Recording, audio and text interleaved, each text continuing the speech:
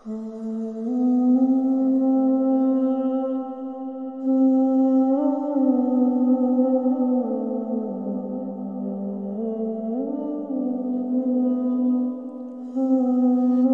আলাইকুম ওয়া রাহমাতুল্লাহি ওয়া বারাকাতুহু।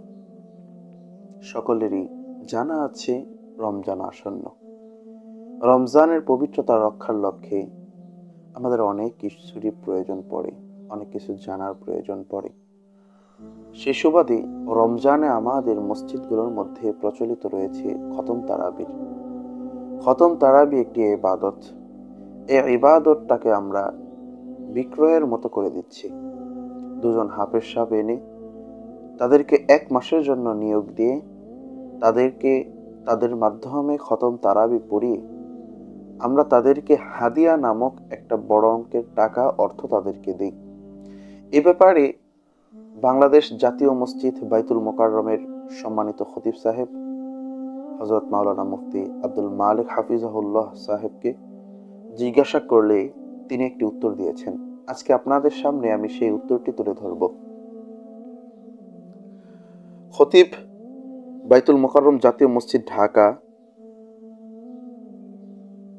তার নিকট একটি প্রশ্ন করা হয়েছে। এবার হাজারো মানুষের তারাবি শেষ। প্রশ্ন: খতম তারাবির ইমামতি করে বিনিময় বা হাদিয়া গ্রহণ করা কতটুকু শরীয়ত সম্মত? তারাবির ইমামতি করে বিনিময় বা হাদিয়া নেওয়া জায়েজ কিনা? 1 মাসের জন্য নিয়োগ দিয়ে বেতন দিলে জায়েজ হবে কিনা? কেউ কেউ জায়েজ বলেন। ফরজ নামাজের ইমামতির বিনিময় যখন জায়েজ, তখন তারাবির বিনিময় গ্রহণও জায়েজ হবে। এছাড়া হাফেজ সাহেবকে যদি 2-1 ওয়াক্ত ফরজ নামাজের দায়িত্ব দেওয়া হয় তবে তো নাজায়েজ হওয়ার প্রশ্নই আসে না। তাদের একথা ঠিক কিনা? ইমামতির হিলা হোক বা অন্য কোনো উপায়ে তারাবির বিনিময় বৈধ কিনা হযরত জানাবেন। উত্তর: আব্দুল মালিক সাহেব হাফিজাহুল্লাহ উত্তর দিচ্ছেন, খতম তারাবির বিনিময় নেওয়া দেওয়া দুটোই নাজায়েজ। হাদিয়ার নামে দিলেও জায়েজ হবে না। 1 মাসের জন্য নিয়োগ দিয়ে বেতন হিসেবে দিলেও জায়েজ নয়, কারণ এক্ষেত্রে পদেও বেতন তারাবি এবং খতমের বিনিময় হওয়া স্বীকৃত। মোট কথা, খতম তারাবির বিনিময় গ্রহণের জন্য হিলা অবলম্বন করলেও তা জায়েজ হবে না, কারণ খতম তারাবি খালেস একটি ইবাদত, যা নামাজ ও রোজার মতো ইবাদতে মাকসুদা এর অন্তর্ভুক্ত। আর এই ধরনের ইবাদতের বিনিময়ে বা বেতন দেওয়া নেওয়া উম্মতে মুসলিমার ঐক্যমতের ভিত্তিতে নাজায়েজ। এতে না কোনো মাযহাবের মতো পার্থক্য আছে, না পূর্ববর্তী ও পরবর্তী ফকিহগণের মাঝে কোনো মতভেদ রয়েছে। ইমামতির বেতন ঠিক করা এবং তা আদায় করা যদিও পরবর্তী ফকিহগণের দৃষ্টিতে জায়েজ, কিন্তু খতম তারাবির বিনিময়টা ইমামতির জন্য হয় না, বরং তা মূলত খতমের বিনিময়ে হয়ে থাকে। আর তেলাওয়াতের বিনিময় গ্রহণ করা সকল ফকিহের নিকট হারাম। অধিকন্ত পরবর্তী ফকিহগণ যে ইমামতির বেতন জায়েজ বলেছেন সেটা হলো ফরজের ইমামতি, সুন্নত নামাজের ইমামতির অন্তর্ভুক্ত নয়।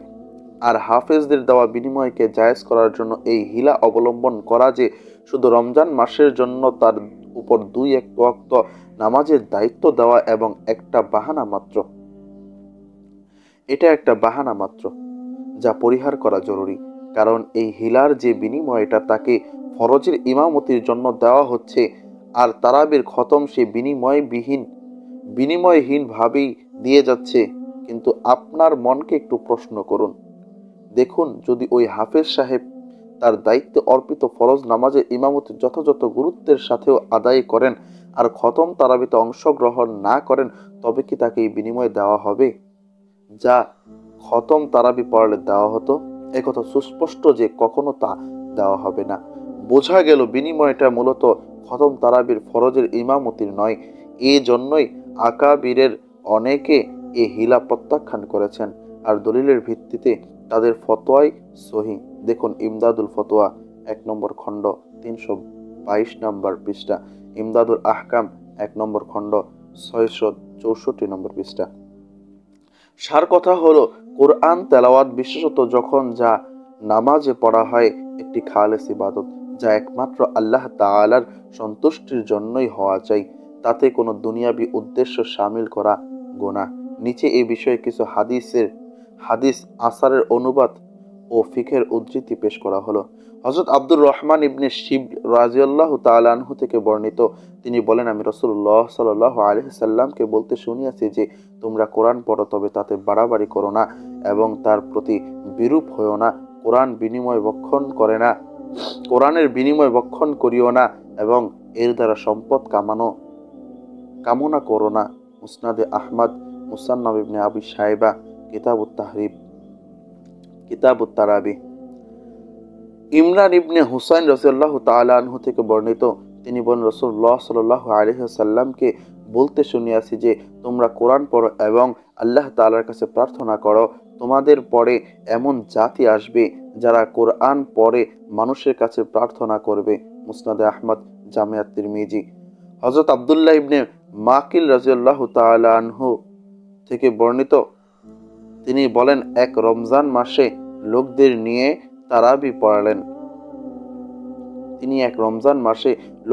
তারাবি পড়ালেন। এরপর ঈদের দিন উবাইদুল্লাহ ইবনে জিয়াদ রাদিয়াল্লাহু রাহমাতুল্লাহি আলাইহি তার কাছে এক জোড়া কাপড় এবং 25 দিরহাম পাঠালেন। তখন তিনি কাপড় জোড়া ও দিরহামগুলো এই বলে ফেরত দিলেন যে, আমরা কোরআনের বিনিময় গ্রহণ করি না। মুসান্নাফ ইবনে শাইবা। আরো দেখুন ফতোয়ায়ে শামি, তানকিহুল ফতোয়া হামিদিয়া, আল ইখতিয়ারুল লিতালিলিল মুখতার, শিফাউল আলিল, ওয়াবাল্লুল গালিল। আরো অন্যান্য কিতাবসমূহের দলিল এখানে দেওয়া হয়েছে। মুহতারাম দর্শক মণ্ডলী, যে কথাটা একেবারেই আমাদের জেনে রাখা উচিত, দেখুন, খতম তারাবি পড়া ফরজে আইন নয়।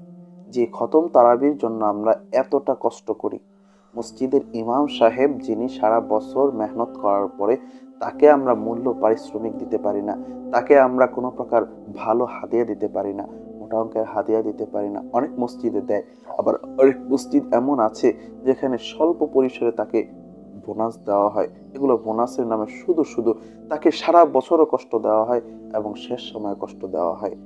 মুহতারাম হাজরিন, দুইজন হাফেজ সাহেবকে মূল্যায়ন করতে গিয়ে ইমাম সাহেবকে মূল্যায়নটা করা হয় না।